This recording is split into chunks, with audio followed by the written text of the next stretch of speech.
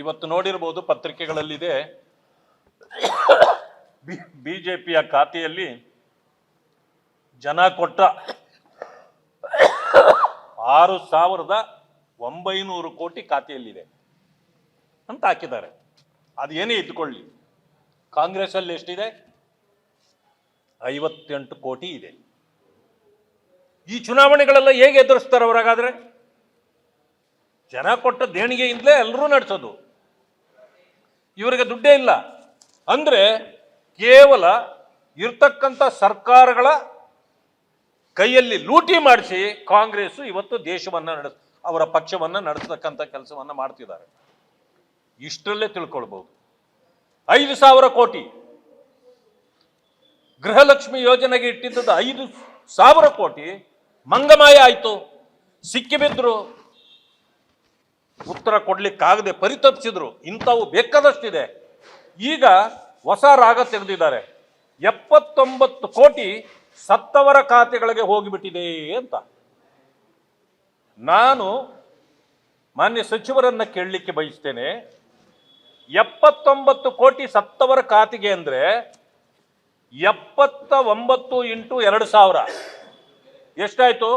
3,95,000 ಖಾತೆಗಳು ದುಡ್ಡು ಹೋಗಿದೆ, ಸತ್ತವರ ಖಾತೆಗಳವು. ಹಾಗಿದ್ರೆ 24ನೇ ಕಂತು ನೀವು ಹಾಕೋ ಹೊತ್ತಿಗೆ 3,75,000 ಗೃಹಲಕ್ಷ್ಮಿಯರು ಕಣ್ಮರೆ ಆದ್ರ? ಅವರು ತೀರ್ಕೊಂಡು ಹೋದ್ರ? ಇದಕ್ಕೇನಾದ್ರೂ ನಿಮ್ಮಲ್ಲಿ ಪುರಾವೆ ಇದೆಯಾ? ಇದಕ್ಕೆ ಪುರಾವೆ ಇರಲಿಕ್ಕೆ ಇವರಿಗೆ ಸಾಧ್ಯ ಅಲ್ಲ. ಅಂದ್ರೆ ದಾರಿ ತಪ್ಪಿಸುವ ಕೆಲಸವನ್ನ ಇವರು ಮಾಡ್ತಿದ್ದಾರೆ. ಲೂಟಿಗೆ ಏನೇನು ಮಾರ್ಗಗಳು ಬೇಕೋ ಅದನ್ನ ಹುಡುಕ್ತಾ ಇದ್ದಾರೆ ಅಂತಕ್ಕಂಥ ಮಾತನ್ನ ತಮ್ಮ ಮೂಲಕ ಹೇಳಲಿಕ್ಕೆ ಬಯಸ್ತೇನೆ. ಇವರು ಯಾರು ಏನೇ ಮಾಡಿದರೂ ಕೂಡ ಮುಂದಿನ ಸರ್ಕಾರ, ಭಾರತೀಯ ಜನತಾ ಪಕ್ಷದ ಸರ್ಕಾರ, ರಾಜ್ಯದ ಯೋಗಕ್ಷೇಮವನ್ನ ಮಾಡ್ತಕ್ಕಂಥ, ಜನರನ್ನ ಸಂತೃಪ್ತಿ ಪಡಿಸ್ತಕ್ಕಂಥ ಕೆಲಸವನ್ನ ನಾವು ಮಾಡಲಿಕ್ಕೆ ಸಿದ್ಧರಾಗ್ತಾ ಇದ್ದೇವೆ ಅಂತಕ್ಕಂಥದ್ದನ್ನು ತಮ್ಮ ಮುಂದೆ ನಾನು ಹೇಳಲಿಕ್ಕೆ ಬಯಸ್ತೇನೆ.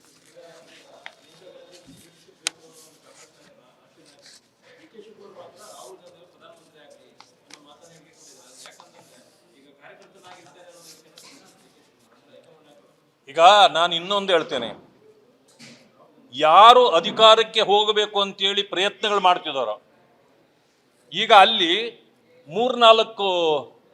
ಮೂರ್ನಾಲ್ಕು ಗ್ರೂಪ್ಗಳು ಕೂಡ ಇದೆ ಕಾಂಗ್ರೆಸ್ನಲ್ಲಿ. ಈಗ ರಾಹುಲ್ ಗಾಂಧಿದು ಒಂದಾಯ್ತು ಕಲೆಕ್ಷನ್ ಪಾಯಿಂಟು,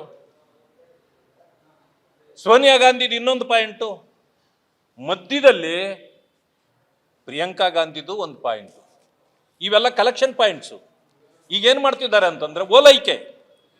ಯಾರು ರಾಹುಲ್ ಗಾಂಧಿನ ಓಲೈಕೆ ಮಾಡಬೇಕು, ಕಪ್ಪ ಕಾಣಿಕೆ ಅವ್ರ ಕೈಲಿ ಕೊಟ್ಟರೆ ನಂದು ಕೆಲಸ ಆಗುತ್ತಾ ಅಂತಂದ್ರೆ ಕೆಲವರು ಅವ್ರ ಕಡೆ ಹೋಗಿದ್ದಾರೆ, ಕೆಲವರು ಸೋನಿಯಾ ಗಾಂಧಿ ಅವರ ಕಡೆ ಹೋಗಿದ್ದಾರೆ, ಇನ್ನು ಉಳಿದವರು ಪ್ರಿಯಾಂಕಾ ಗಾಂಧಿ ಅವರ ಕಡೆ ಹೋಗಿದ್ದಾರೆ.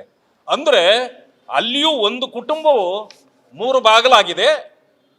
ಅದರಿಂದ ವ್ಯಾಪಾರಕ್ಕೆ ಅವಕಾಶ ಸಿಕ್ಕಿದೆ.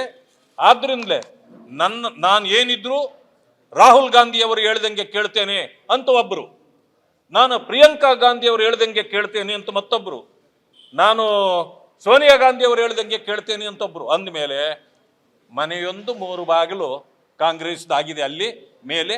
ಅದರಿಂದ ಇಲ್ಲಿ ಹೈಕಮಾಂಡ್ ಅನ್ನೋದೇ ಸತ್ತು ಹೋಗಿದೆ ಅನ್ನೋ ಮಾತನ್ನ ಜನ ಮಾತಾಡ್ತಿದ್ದಾರೆ. ಆದ್ರಿಂದ ಈ ಕಾಂಗ್ರೆಸ್ಸು ಸಂಪೂರ್ಣ ನಾಶವಾಗ್ತಕ್ಕಂಥ ದಿನಗಳು ಬಂದಿದೆ. ಧನ್ಯವಾದ.